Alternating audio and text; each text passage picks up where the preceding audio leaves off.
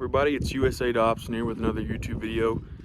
Today we're going to have a little bit kind of different of a video here. It's going to be about the tree of heaven, and if you don't know about the tree of heaven, it's extremely invasive. This video is going to show you how to identify the tree of heaven, at least in the fall and winter time, along with the methods that you can use to treat and get rid of the tree of heaven. Do not cut them down. Wait, and I'll show you how you can get rid of these things. All right, guys, enjoy the video. Right, so starting off here, we got a tree of heaven that's here beside my building. These things love to grow up beside buildings and in foundations. You can see here the bark is a very gray color. You can see it looks like it's got some ridges, but actually to the touch, it's actually a pretty smooth to the touch tree. But one of the key identifying things about this tree is this distinct gray bark. Very, very smooth tree for the most part. And let me show you one of the main ways that you can identify this tree, and it's actually going to be by the branches. All right, here you go. All right, so I managed to get one of the limbs down from a tree of heaven that's still connected to a tree. And yes, I will be getting rid of this tree. I just somehow didn't notice it until now. Anyway, you'll see the ends of the branches on this tree are so daggum thick, and even on the adult trees, they are so thick that they stand out from anything else. So just an extremely thick, and you can see on this tree, even the higher up, just how thick they are. That's the extremely gray tree of heaven behind me. There's no mistaking this tree, and you can see some of the leaf scars on this tree as well if you pay attention, which we'll go into more detail later. We just don't want you getting this tree confused with a black walnut tree, which is going to be extremely beneficial for the ecosystem on your property. All right, let's continue. All right, so here behind me, we got there's some trees of heaven in here that I've cut down, that I made the mistake of cutting down. But if you cut these trees down, this is what you're gonna be left with. These are called root suckers. Essentially, these things are gonna come up whenever the root system detects that the mother tree has been significantly injured or cut down. In some cases, you're looking at anywhere from 50 to 100 of these coming up to try to take the mother's place. So if you cut these things down and you don't manage your lands, these things can very easily come up and just completely take over an entire farm. This is one of the root suckers here. This one's a little bit more developed. I'll break it in half here so you can take a good look at it. But this is a leaf scar you're going to be looking at on one of these root suckers. This is going to be the main distinguishing factor between the root sucker of a tree of heaven and maybe something like a black walnut, which is a beneficial tree that you want. You can really take a look at the bark here. You can see it's gray, kind of has some spots. But this is one of the root suckers. If you cut a tree down within a few months, especially in the summertime, you'll see several root suckers beginning to emerge from the soil. So now we're going to be talking about methods that you can use to remove these things the proper way. Okay, so in my experience and after doing lots of research, after I had made the mistake initially of cutting them down, what you want to do, there's two different things you can use. You can use a axe, which is what I first started off trying, or you can use a chainsaw, which is, in my opinion, the best method. If you're not comfortable necessarily using a chainsaw, you can use the axe, but here's the general principle anyway. This is one of the trees that I first axed. You're going to go around the tree 3 to 4 times, make some pretty severe gashes in the side of the tree. You're going to use a herbicide, which I will link in the description, the one I used, and some of the key chemicals that you're going to want to look for in these herbicides.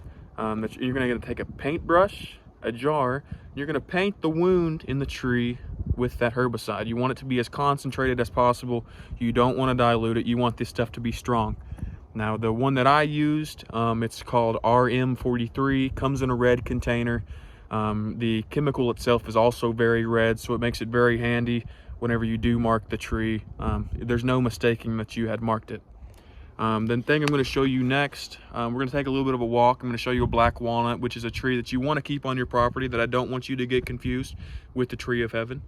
And yeah, we'll go to there. All right, thank you. Now, while we're on our little walk here, you're going to see here behind me, I've actually knocked down several tree of heavens. You don't want to necessarily knock them down. I had a skid steer out in here. The soil was pretty wet, so I figured I would get away with just knocking a few of them down. But when you do that, there's a good chance that you're going to leave some of the root system behind, and those root suckers will still come up because these trees are so daggum resilient. Another cool little fact about these trees is their entire root system will emit a toxin, into the ground, and that toxin is going to drastically slow or potentially eliminate the growth of any native trees that would be growing in that area. So it's important you get rid of these invasive trees from China so that you can have the proper native wildlife coming to your area, and native trees, hardwoods, trees of actual value. All right, so here's the wonderful black walnut that I don't want you to get confused with the tree of heaven. I'm gonna get at an angle here where you're really gonna be able to see some of the distinct factors of this tree. This will be the leaf scar of the black walnut.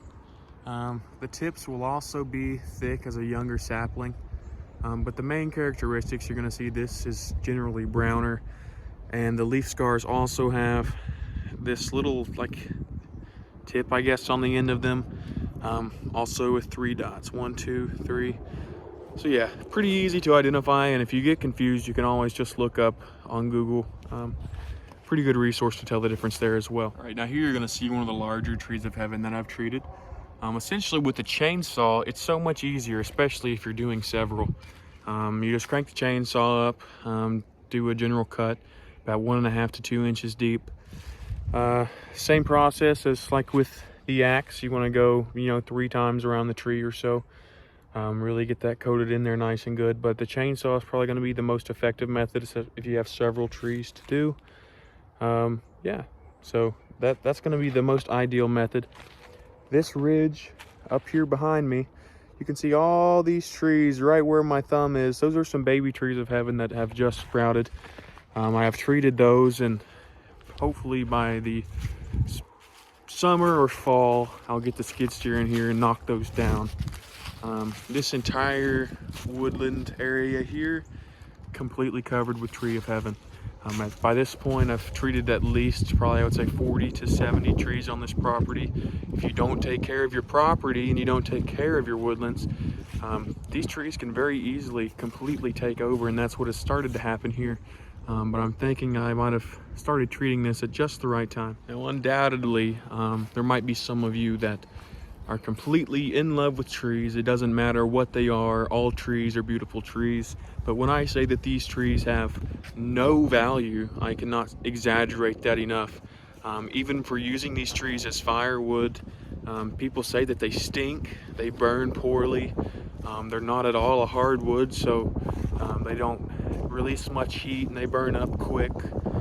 It's not even worth the time to cut these things down for firewood.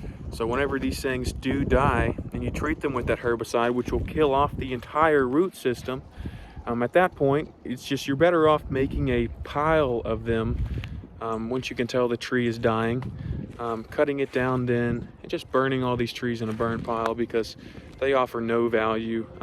Their seeds are useless. Anything and everything about this tree is useless. Not a single member of the wildlife ecosystem will benefit from this tree. So get rid of them. Simple.